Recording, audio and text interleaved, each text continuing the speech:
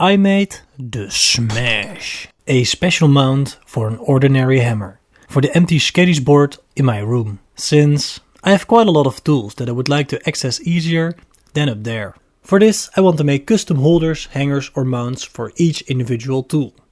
However, I don't want some normal logical design. No, I want some stupid, over-engineered monstrosity like my table tennis bat holder. My idea was to use a key in lock kind of motion to secure the hammer to the wall, instead of just hanging it onto a coat rack. So therefore I designed a not too complicated mechanism consisting of just 4 parts. These are the holder, where the head of the hammer will rest, the mount that allows the holder to rotate around its axis, and 2 hooks such that the mount can be connected to the Skadis board. For the rotation of the holder within the mount, I've invented this bearing completely by myself, by stealing it from this printable knife. It's an ordinary friction bearing which is easy to design and print, as well as assemble or disassemble, as you can see. Therefore, I printed a test version to find potential flaws and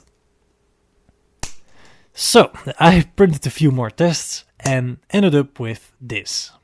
I also did a test print for the slide in place connections of the mount and the hooks, but luckily for me this worked out fine the first time.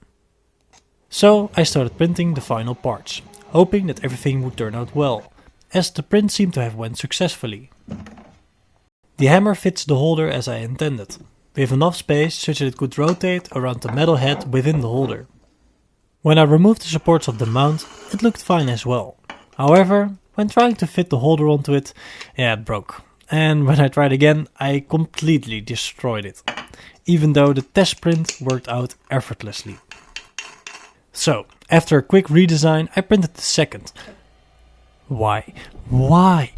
The third try, with additional ribs on each flexure, and this time it worked.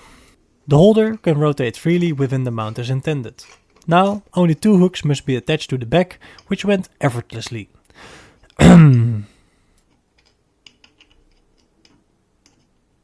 I ended up with this.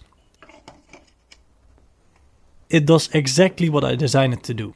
I only forgot to add one crucial part to the design yet. For now, I've solved this problem, let's say, creatively. The structural design works, but it's still a little ugly now, or perfectly functional depending on if you're an engineer. Either way, I'm going to upgrade its design aesthetically and functionally, since I still need that eraser back.